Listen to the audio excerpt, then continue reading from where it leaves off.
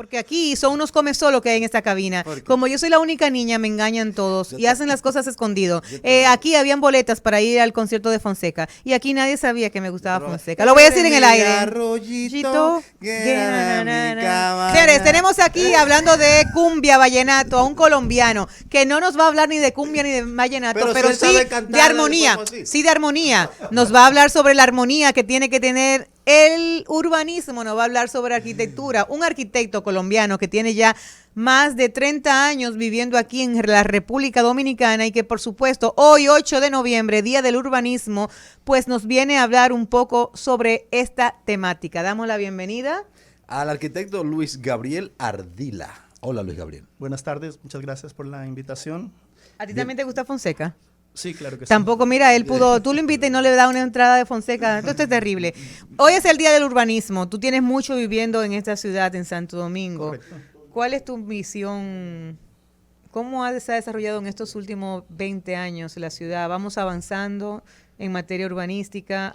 Claro, siempre van a haber desafíos y baches, pero vamos a hablar en lo positivo primero. ¿Cómo vamos en lo positivo? Bueno, pienso que sí, ha habido avances en términos de, sobre todo de la planificación de la ciudad. Y entiendo que realmente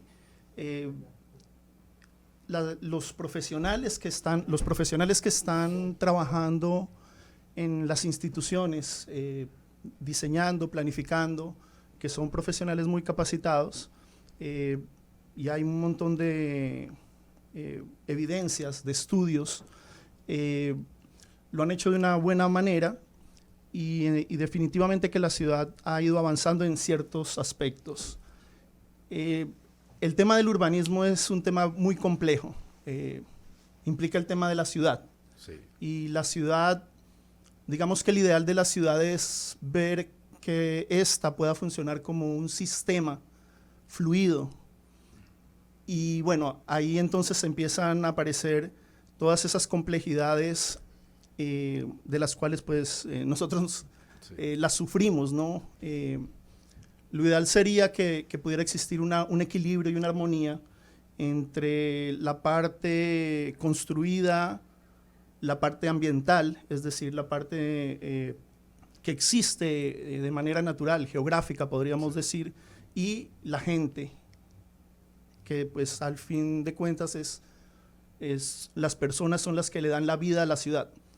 Todas esas interacciones pues tienen un montón de complejidades y claro, el urbanismo trata de tenerlas en cuenta, armonizarla y planificar para que se den de la mejor manera. Dos cosas, Luis Gabriel. Hablaste de que hemos avanzado en planificación. ¿En cuáles elementos de esa planificación hemos mostrado avance?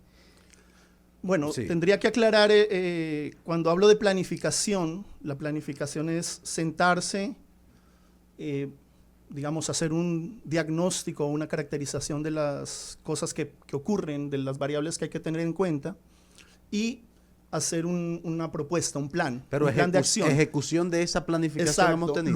Luego viene la parte de la ejecución y luego de esa ejecución debe venir un monitoreo, una evaluación para volver a hacer ajustes y volver a planificar, ¿no? En esa parte de la ejecución y digamos, de la auditoría o de la supervisión de ejecutar esos planes, creo que ahí es donde tal vez nos quedamos un poco cortos, sobre todo porque para que eso se dé se requiere una voluntad, unas voluntades políticas que empujen y que realmente se hagan las cosas que se tienen que hacer.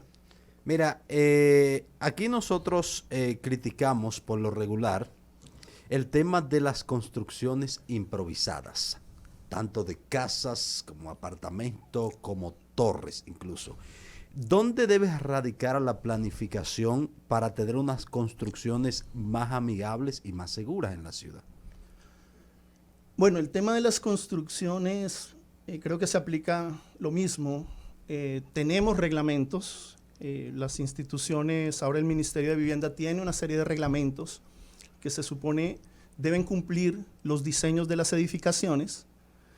Los reglamentos se han desarrollado con el aval de equipos interdisciplinarios, profesionales, y el cumplimiento en la planificación, en el diseño, ¿no? Que es lo que te garantiza que te aprueben hacer una construcción. Creo que ahí, aunque obviamente se puede mejorar, pero ahí vamos bien. Ahora, el tema de que se haga lo que te aprueban, de que se ejecute según lo que está diseñado. Hay muchas de esas construcciones a las que ustedes se refieren que probablemente no tienen aprobaciones y se hacen de manera informal. Okay. Entonces, ahí llegaríamos al punto de cómo se supervisa la ejecución de estas edificaciones y obviamente cómo se audita de alguna manera para poder tratar de poner un orden, ¿no? ¿Cómo? Perdón, dale, ya. Mira, las ciudades organizadas tienen el uso del suelo bien estructurado y es algo fundamental. Aquí hablamos mucho de medio ambiente con la Agenda Global de Medio Ambiente.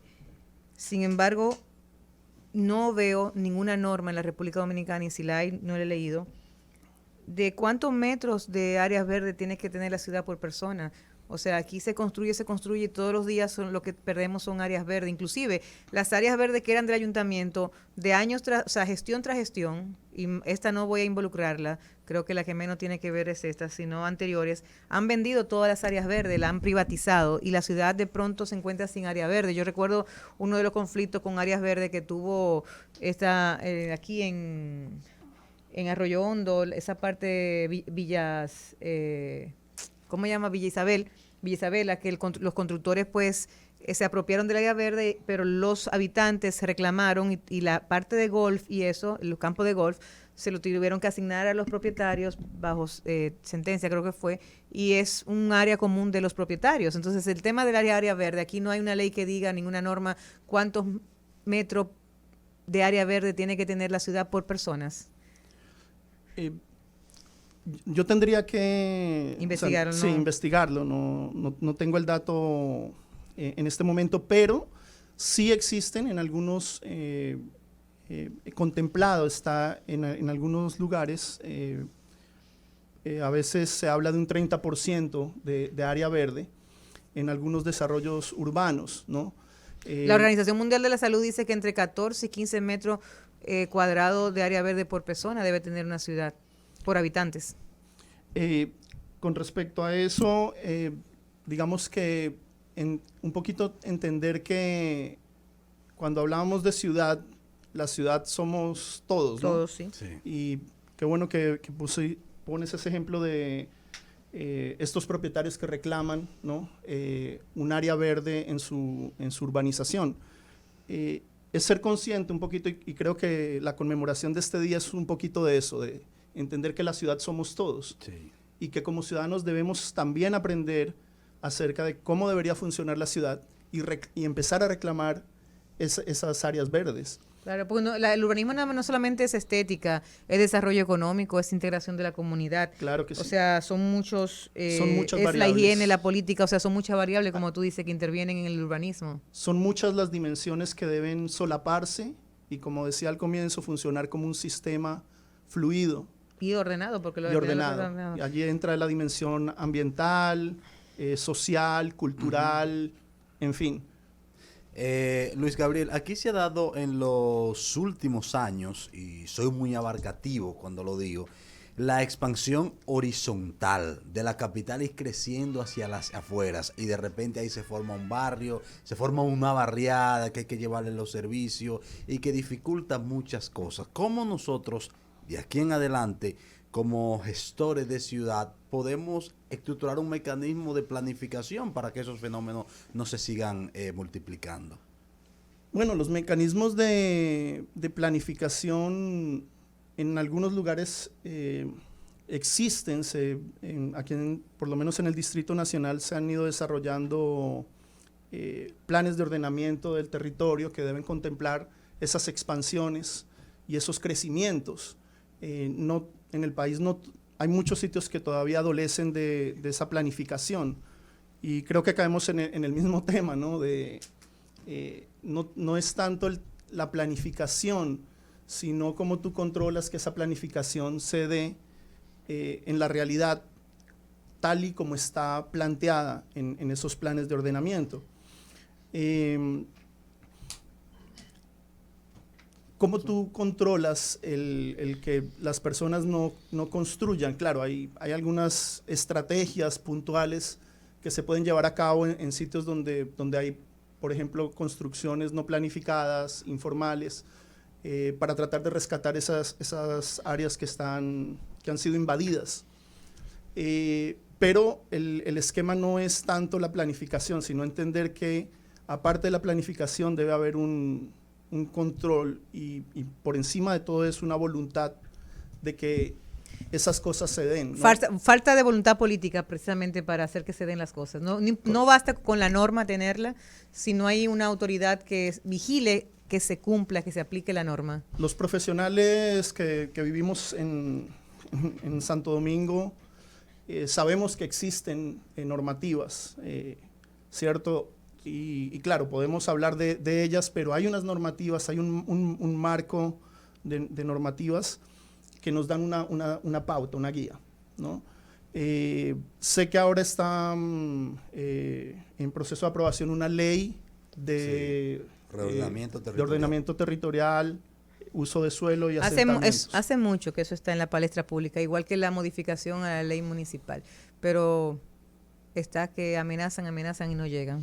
Arquitecto, si mañana le suena el teléfono y le dan la potestad de mejorar algo en la ciudad de Santo Domingo, con los conocimientos que usted tiene de urbanismo, ¿qué mejoraría y qué eliminaría? Wow.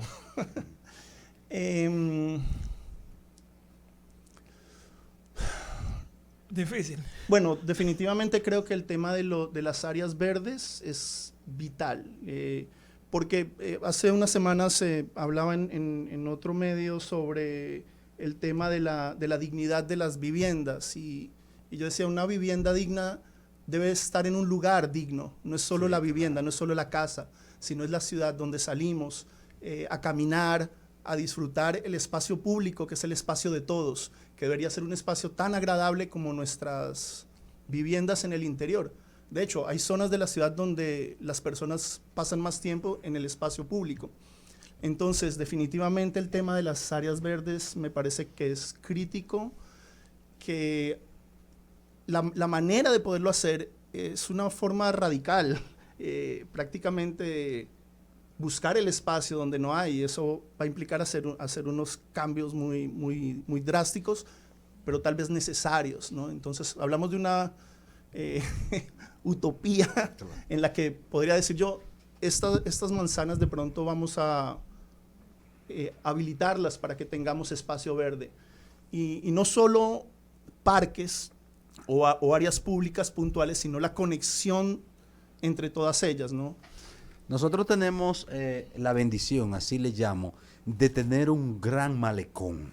Que no se usa. Subutilizado. Vivimos de espalda al malecón. Sí, Esta es una ciudad que vive de espalda al malecón. Y yo particularmente digo que cada autoridad viene y hace, y como que coge para sí su pedacito del malecón y dice, esta es mi obra.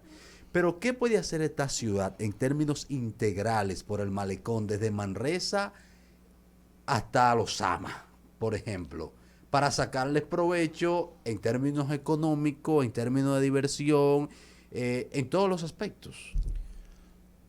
Me gustaría decir que hay una respuesta fácil al tema. Definitivamente, él te puso un examen, una pregunta. No, pero definitivamente hay que tener en cuenta que por la extensión del malecón, cada una de las zonas que queda al frente tiene unas condiciones particulares. No es lo mismo los kilómetros que la zona colonial, pero la zona colonial no es lo mismo que Ciudad Nueva. Es correcto. Entonces, cada fragmento requeriría una solución particular. Definitivamente, Y eso se ha pensado muchísimo y pueden ver... de buenas ideas está lleno el cementerio. Exacto. Pero la solución definitivamente es tratar de conectar la ciudad a ese atractivo que tiene la ciudad, que es particular. Es uno de esos atractivos únicos. Y a todo lo largo de la ciudad está el malecón. Y se podría utilizar mejor. Utilizar mejor, definitivamente. Entiendo que cuando hablan también de las administraciones, que a veces no todo es tan bonito como se piensa. Y lo digo porque sé que hay muchos profesionales muy capacitados que están trabajando en instituciones tratando de aportar, y a veces los procesos, como hablamos, ciertas voluntades impiden que soluciones se puedan dar de una manera más se fraguen rápida. Más integral y más rápido, sobre todo más rápido, sí, más rápido. Correcto. Bueno, hoy es 8 de noviembre, Día del Urbanismo, y estamos hablando aquí con el arquitecto. Así es, José Luis. Gabriel Ardila. Gabriel Ardila, ya le quería tú cambiar el nombre. Sí. Gabriel, cuéntanos, ¿qué más decías? No, quería comentar que el tema tampoco puede ser tan rápido. No. Sino hay que saber muy bien qué es lo que se va a hacer, ¿no? No es simplemente actuar por actuar, y creo que ese también es un problema que tenemos, que veo mucho, que se trata de hacer sin previamente estudiar bien o llevarse de lo que ya está planificado. Lo que sí, que el malecón puede ser más que una acera y un banquito de concreto. Exacto, y un finfuán. O sea, el malecón puede ser casi una franja que podemos dedicarla al comercio para construirla, al esparcimiento, al tiempo de ocio, a los deportes, para los niños. Ahí cabe de todo en el malecón. Y como tú dices, cada parte también tiene una población que tiene una dinámica de vida diferente, y que por ende tendrá que ser una armonización entre esa dinámica. Claro, y también importante entender en términos de diseño urbano, que la ciudad es como un cuerpo humano. Entonces no podemos pensar en una parte separada del resto, sino empezar integrar. Integrar y conocer, mira, saber cómo funciona. Ya se nos fue el tiempo. Sin embargo, aquí la ciudad se ha conocido no como un cuerpo, sino como parte. Porque, por ejemplo, la Plaza Barón, tú te paras ahí los sábados y los domingos desde las 4 de la tarde, y tú miras en la Máximo Gómez cómo desemboca la gente del metro para ir a la Plaza Barón. Pero y arrasa, ¿qué ha pasado ahí? Que entonces otra parte de la ciudad no baja. ¿Por qué? Porque el público que va a la Plaza Barón no es su propia naturaleza, entonces sociológicamente no se juntan. Pero entonces, ¿qué parte del malecón se le dedica a esa gente que vive en Naco, a la clase media? No hay una parte del malecón. Porque cuando tú vienes para los kilómetros, que se han, por ejemplo, cerca de la cervecería, que se han puesto ahora unos maleconcitos, que se han puesto ahora unos negocios de comida, como dicen, food truck. Va otra clase, que es una clase que no es la media, pero ya es una clase que no es la que va a la Plaza Barón. Entonces, ni la que va a Guivia. Entonces, el tema es que sí, aquí se ha pensado la capital no como un cuerpo hasta ahora, sino que es dándole respuesta a cada una de las extremidades. Y de pronto, por eso tenemos una ciudad tan poco amigable, que nos invita tampoco a caminarla. ¿Dónde localizarte? Cualquier persona que esté escuchándote, Gabriel, ¿dónde localizarte como arquitecto, tus servicios? Cualquier cosa al 849-353-2276. ¿Redes sociales? Gabriel Ardila, @GabrielArdila en Instagram. Y bueno, soy director de la Escuela de Arquitectura y Diseño de la Pucamaima, o sea que allí también pueden... Apunta el teléfono que para mi proyecto te voy a consultar. Señores, llegamos a una entrega más de Tomando el Rumbo. Agradecemos al arquitecto Gabriel que estuviese con nosotros hoy, 8 de noviembre, Día del Urbanismo, y a usted por acompañarnos. Recordarle que mañana, nueva vez, de 3 a 4 de la tarde, por la 98.5 Rumba FM. Te esperamos para que juntos sigamos tomando el rumbo.